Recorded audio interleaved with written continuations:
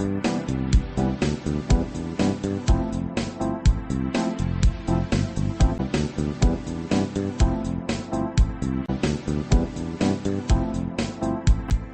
यज्ञ की इस अनोखी कक्षा में आपका स्वागत है।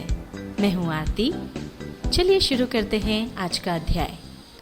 टैली ERP 9 के इस अध्याय में हम सीखेंगे मेमोरेंडम वाउचर का उपयोग।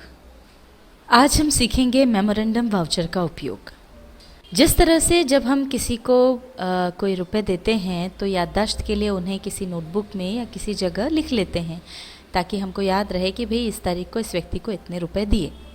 अब अगर टैली में हम काम कर रहे हैं तो किस तरह से इसे याददाश्त के लिए कहीं लिखा जाए या अटकाया जाए, उसके लिए होता है मेमोरेंडम वाउचर। अब मान लीजिए आपने अपने किसी कर्मचारी को 1000 रुपये दिए कुछ सामान लाने के लिए। अब वो सामान कितने का आएगा, उसमें कितना खर्चा होगा, कितना खर्चा नहीं होगा, ये अभी आपको पता नहीं है, पर आपने उसको 1000 रुपये दिए हैं। ये अपनी याददाश्त के लिए आपको कहीं पर अटकाना है, तो उसके लिए टैली में हमको एक सुविधा मिलती है, वो है मेमोरेंडम वाउचर की। और इसका फ़ायदा ये होता है कि इसमें जो हम एंट्री करते हैं उसका असर किसी और दूसरे लेजर पर नहीं पड़ता है। तो आइए अब हम सीखते हैं मेमोरेंडम वाउचर का उपयोग किस तरह से किया जाए। इसके लिए हमको सबसे पहले वो फंक्शन चालू करना होगा जिसके लिए हम फीचर्स में जाएंगे। यहाँ पर इसके लिए F11 की प्रेस करेंगे। अब यहाँ हम जाएंगे अकाउंटिंग फीचर्स में। यहाँ पर बजट्स एंड सिनेरियो मैनेजमेंट के अंतर्गत हमको ऑप्शन मिलता है use reversing journals and optional vouchers. इस वाले ऑप्शन को हमको यस कर देना है। इसको यस करके फिर हम इसको कंट्रोल ए से एक्सेप्ट कर लेंगे। ये हमारा वो स्पेशल फीचर चालू हो गया है। अब हम यहाँ से बाहर आ जाएंगे। ये हम आ गए गेटवे ऑफ टैली पर। इस वाउचर का उपयोग करने के लिए सबसे पहले हम जाएंगे अकाउंटिंग वाउचर्स में। अब यहाँ पर देखिए पेमेंट वाउचर खुला हुआ है और हमको यूज़ करना है मेमोरेंडम वाउचर। तो उसके लिए हम जाएंगे मेमोस पर या फिर इसके लिए कंट्रोल F10 की प्रेस कर देंगे। ये देखिए मेमोरेंडम वाउचर आ गया है। अब जैसा कि हमने उदाहरण में देखा था कि हमने किसी एम्प्लॉय को 1000 रुपये दिए हैं, यहाँ पर अब हम उस एम्प्लॉय को डेबिट कर देंगे। जो भी एम्प्लॉय का नाम हो वो आप लिख सकते हैं। यहाँ पर उदाहरण के तौर पर हम लिख रहे हैं एम्प्लॉय A। 1000 रुपये हमने दिया था, ये डेबिट कर दिया। आगे आएंगे, क्रेडिट हो जाएगा कैश क्योंकि हमने कैश दिया है। और यहाँ नरेशन लिख देंगे being amount given for office expenses, और अब इसको एक्सेप्ट कर लेंगे। अब जैसा कि हमने आपको बताया था कि इसमें जो एंट्री हम करते हैं उसका असर दूसरे किसी लेजर्स पर नहीं पड़ता है। तो वो देखने के लिए हम एम्प्लॉय A के लेजर में चलते हैं। यहाँ से बाहर आ जाएंगे और अब हम जाएंगे डिस्प्ले पर,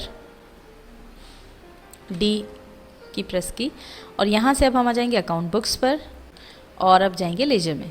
यहाँ पर हम एम्प्लॉय A टाइप कर देंगे। ये देखिए एम्प्लॉय A आ गया है। अब ये जब हम इसका लेजर खोलते हैं तो ये देखिए अभी हमने जो है उसके नामे 1000 रुपये किए हैं, पर यहाँ पर आपको कुछ भी नज़र नहीं आ रहा है। इसका मतलब मेमोरेंडम वाउचर में जो भी एंट्रीज हम करेंगे उसका कोई असर किसी अन्य लेजर पर नहीं पड़ेगा। इसी तरह से हमने कैश दिया है 1000 रुपये, तो अगर हम कैश का लेजर देखेंगे तो वहाँ पर भी इसका कोई भी असर नज़र नहीं आएगा, ये एंट्री वहाँ पर नहीं दिखेगी। अब हम यहाँ से बाहर हो जाएंगे।